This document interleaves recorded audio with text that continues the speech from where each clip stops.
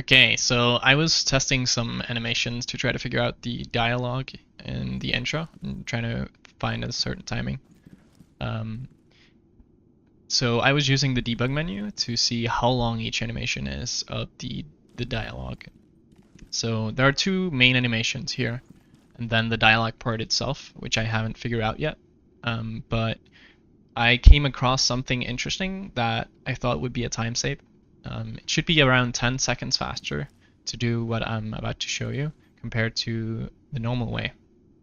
But yeah, along the way I'll explain my thought process and yeah, just what is happening on screen.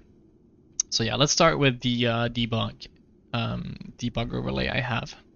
So basically this is the active animation list. You can see all the active animations of the currently selected character, which in this case is Wolf, which is character 000.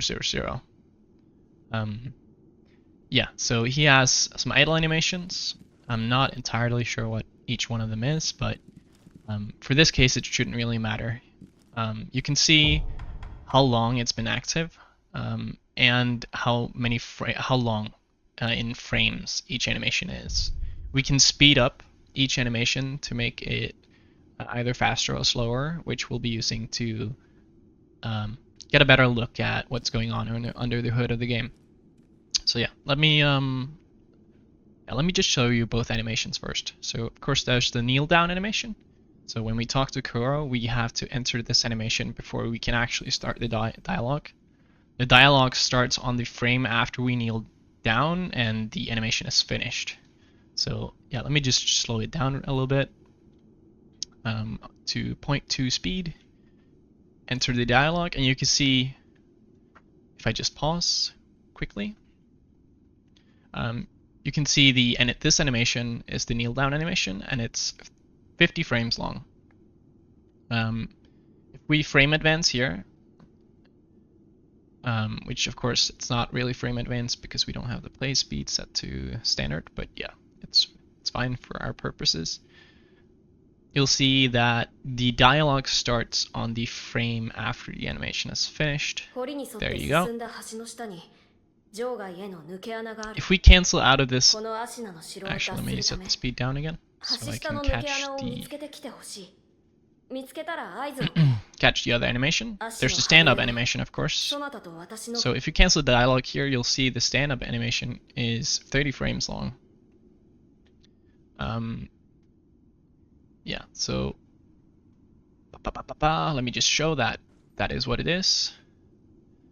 So 30 frames long, and we'll actually be able to move on the 25th frame, and it'll blend into our other animations. But yeah. So what I want to show is that actually I was messing around with this, and if we try to jump out of the stand-up animation, we'll actually be able to move 10 frames earlier. So that should save some time if we can manage to figure out a way to, not lose time on the other window stuff. Let's just pause, then cancel it, then slow it down. I will be spamming down and jump, and I'll be able to show you when I'm able to move again.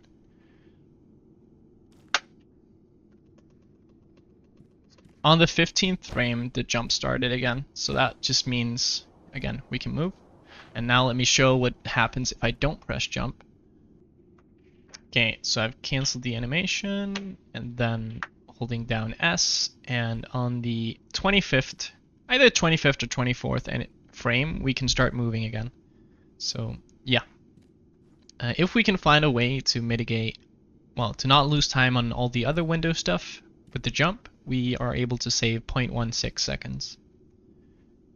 Yeah, that's all.